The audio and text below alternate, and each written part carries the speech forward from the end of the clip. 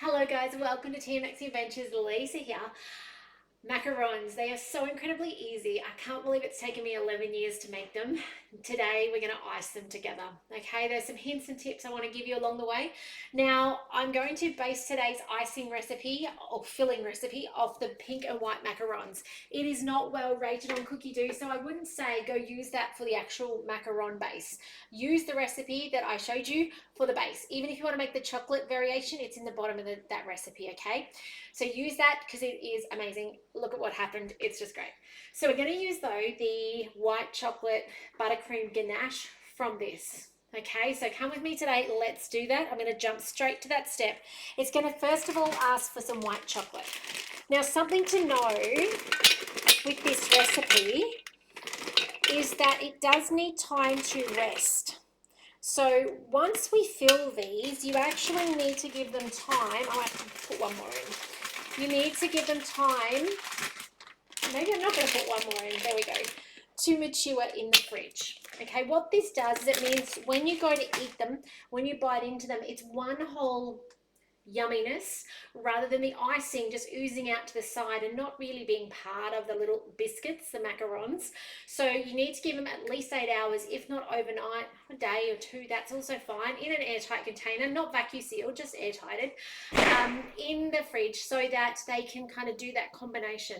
When you want to actually serve them, give them 10 to 15 minutes out of the fridge first before you serve them, so they're not serving up cold. Okay, so on with the lid, so take that into account. These are perfect though for Christmas. Pink, green and white. How does that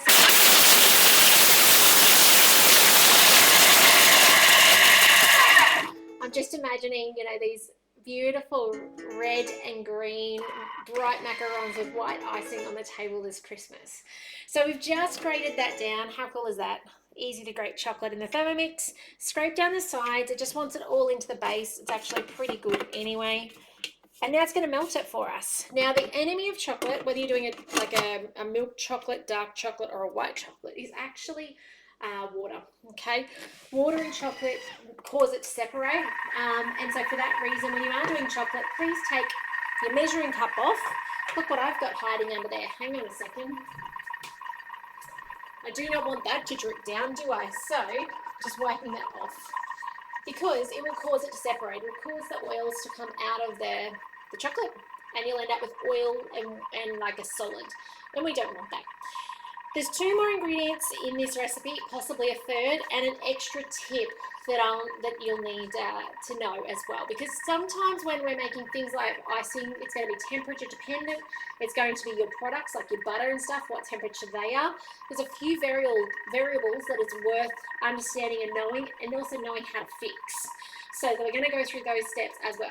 You will want for this a piping bag. We already used a piping bag for the macarons. If you have just finished the macarons and they're cooling, which you can perfectly fine do that, you want to clean up that tip. You need the tip. Okay, it's also worth giving consideration as to whether you want to do something a little fancy. And I'm going to show you how to do them a little fancy today too, hopefully. So we're going to then have a second piping bag with something special in it to make them a little bit next level. You don't have to do it, but I just thought I'll show you how to do it as well. So this is melting down beautifully. I actually think it's done. So I'm going to stop it early. I'm going to show you. Okay. It says 40 or 40. It doesn't want to get super hot. The bits that aren't done, the bits on the top of the blades. If it's too hot when we come to this next step and we add in the butter, it's going to go greasy. We don't want that. Okay, 150 grams of icing sugar. So this should use up the rest of your packet that you've potentially bought for this recipe. There we go. I pre-weighed it. I got super organized. 70 grams of unsalted butter soft. It's pretty warm today, so it didn't take long to get soft. And then we're going to mix this through. So on with the lid and the measuring cup, and it's got a bit of a mix to do to get combined 1 minute. I'm just going to grab my butterfly while it does this, okay? So hang on for 1 minute.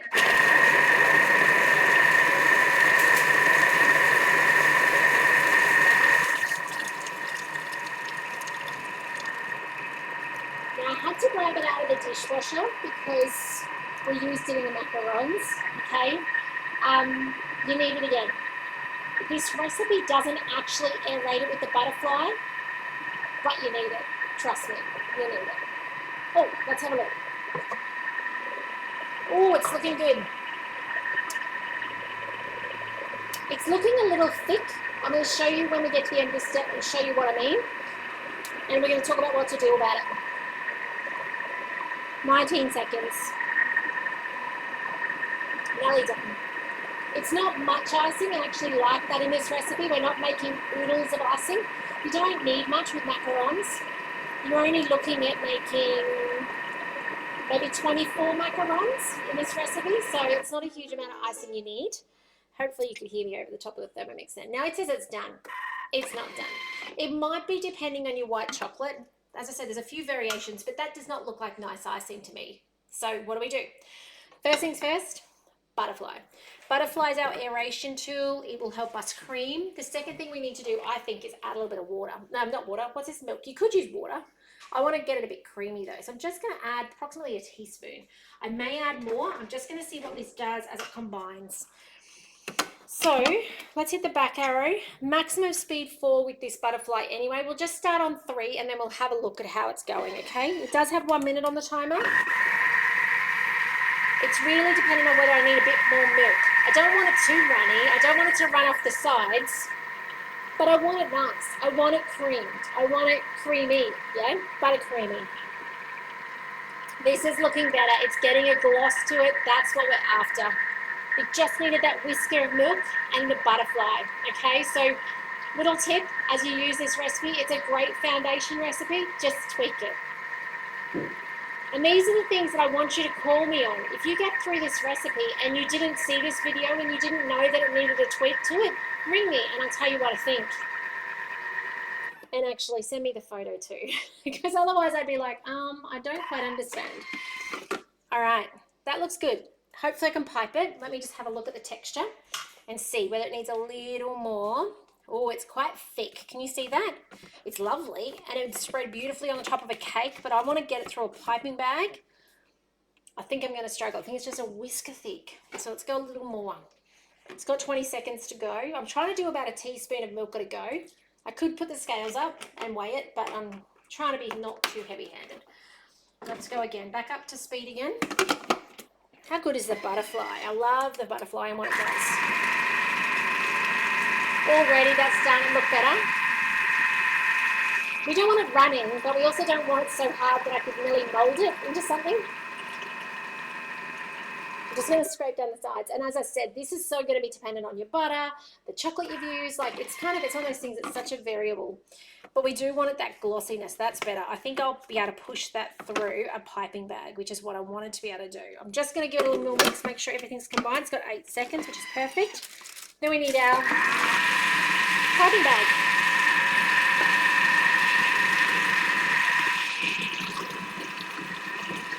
Oh, wait for it. I'll be patient. Okay, we're going into a piping bag. We're going to double layer it like last time just because it's so foolproof. Okay, I really like that. If you don't want to waste a second one each time, which I totally get that as well, I'll show you how to get the rest off of that in a second. Then yeah, get the green bag, okay, and use the green bag. As I said, mine's in use because I didn't double bag it, okay? So, look at that. Yum, it's glossy, it's spreadable. Look at that. Let's see if I can get it in the piping bag without making too much of a mess. Okay. There we go. Again, you could do colours in this if you'd like. Totally up to you. Okay. Hopefully the bag doesn't fall down. All right. But yeah, this is what I'm here for. If you get through a recipe and there's something where you're like, oh, that's not right, contact me, okay? All right, I'm gonna put this back in, and maybe that's part of the reason this recipe is not rated so great, you know, like, and it is so dependent on your products. Okay, up to speed 4 for a second, because it's a butterfly in. I just want to clean it. What I mean by clean it, I just want those last bits to fly to the sides. Give those a second. Okay. And see how it just shot everything out? There's a little bit left, but not much. Wiggle and jiggle to take that off. Remember your placement, okay? It's always behind the high set of blades, but see how much cleaner that is? Just a whisker left, but not much. Okay, let's get the last bits out. Follow behind your high blades to scrape your bowl out. I should be using the Thermomix spatula actually. Would have done a real good job on this, but anyway, don't have it out. We'll keep with what I've got. And then let's pipe together. So, I'm excited. Alrighty. And I'm not the decorative type. You guys know that, right? So, but I like making things that I wouldn't have otherwise tried had I not had a Thermomix. That's the bottom line for me. Icing. Now, you could make this in advance and have it in the fridge. Just give it 15 minutes, you know, if this wasn't cold or you're making them tomorrow or whatever like that, give yourself time, okay? Because it needs to kind of soften again because that butter will solidify again. All right, so that's ready. What's not ready is my outer bag. Just grab that out of the box. And yes, the reason the green one's in use is because I didn't double bag it. If you double bag it, then it's really easy to take out the bag and then swap them. All right, which I love. I love that ability, just continue swapping in and out as I need. Okay, you saw me do this before. It's simple. Okay, I'll need those scissors again, won't I? In it comes. Alrighty, done.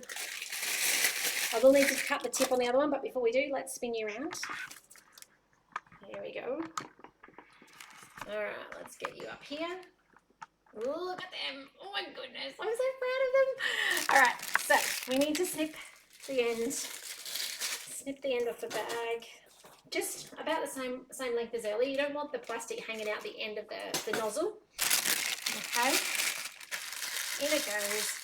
If you are doing it on your own, as I said, it's great to do with somebody else though. But if you're doing it on your own, have somewhere that you can sit this. Like I've got a little vessel over here that kind of can hold it so it's kind of the right direction. Okay, so what we need to do is we need to flip them over and I'm going to show you. So the very basic way to do it is to pump like we did exactly the same way onto it. Excuse the dishwasher beeping, guys.